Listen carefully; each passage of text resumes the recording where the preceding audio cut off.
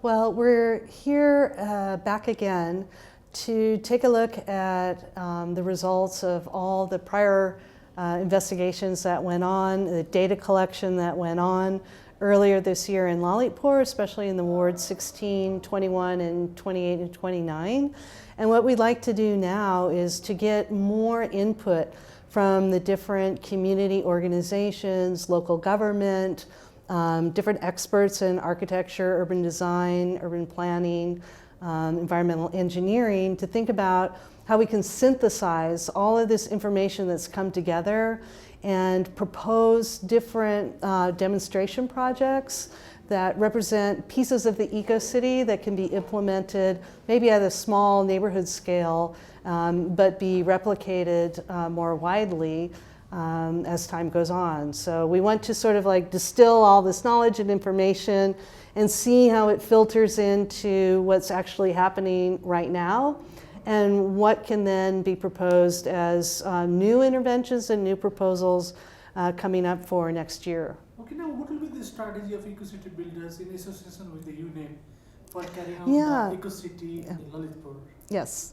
Well, UNEP is a very important partner with eco-city builders, and the reason that we really enjoy working with them is that they're quite interested in the neighborhood approach that our organization has really been a champion of and feels like it's the most important place for sustainable design and really touching people, you know, where they live, to create not only eco-cities but eco-citizens that live in them.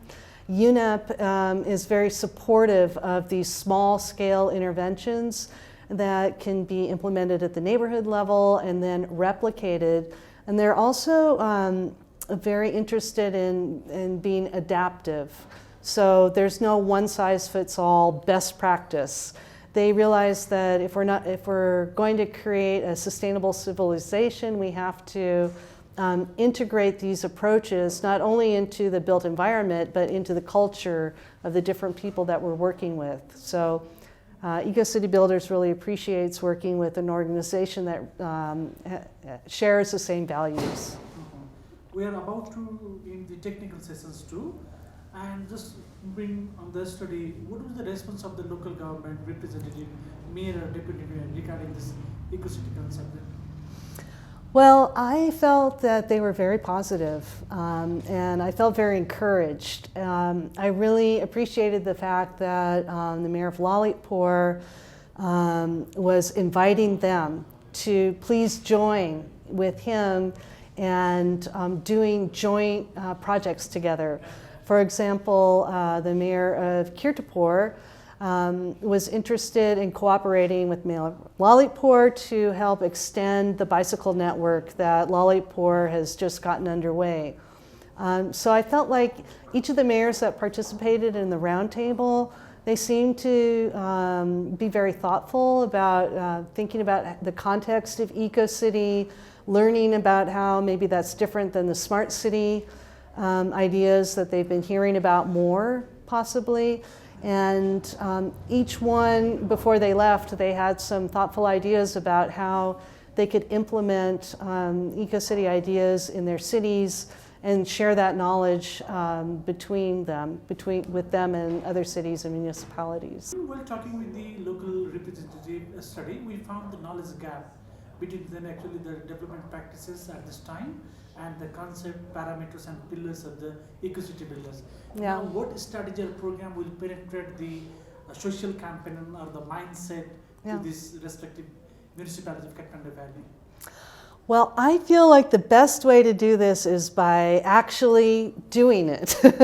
You know, I feel like the best example is to actually start practicing some of these eco-city interventions. And I feel like Lalitpur is really on board for that already.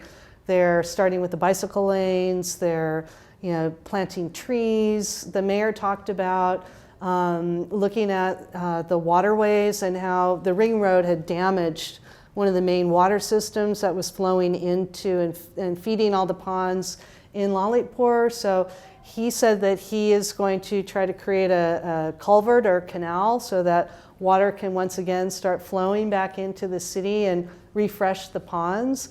So I feel like the best way to spread the eco-city idea is by these municipalities, and Lalitpur in particular, taking leadership and actually doing these interventions get into the newspaper and people start talking about it.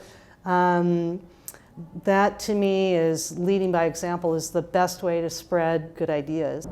Well, one of the things that I feel is very a strong option for this area is to integrate these lifeways into existing community groups. I've been learning a lot about the Guti system and structure, and I've learned that really through this system, the cities were managed for hundreds of years very successfully. And these groups are still very strong today. There are women's groups, men's groups, they're officiating different rituals or ceremonies, life passageways. But I feel like what we can start doing right away, and what we've been talking about throughout these meetings over the past 3 days, is how do we bring this thinking about environmental stewardship, about eco-citizen action into these groups. And I think that that's something that can start right away, that can be not only something that benefits the ordinary person at the everyday level, but can help then organize a little bit higher up at the neighborhood scale to take care of the ecology of neighborhoods, that can also then help inform local government about what their role is, which is like helping the larger structures and systems of transportation and other management of utilities. And then how does the national government at the upper level create broader policies that enable all of these different nested systems to be sustainable and be replicated. Well, I feel like Ward 16 has so many strengths because it's right in that very traditional core area that is so beautiful, so compact, very well organized through its urban design. So I think that in this place, there are just fine interventions. There are just small things that can be done as far as saving resources, to eliminate waste streams, to create more organic and healthier everyday choices within marketplaces, to also revive and recharge the aquifers so that the wells and the ponds are operating effectively. So in 16, I also envision the artisans really having different outlets for their crafts, and perhaps also getting into more of a business where they're providing things that are useful in new built environments in the Kathmandu Valley. So Ward 16, I think, has so much potential, and it's already almost an eco-city in many ways.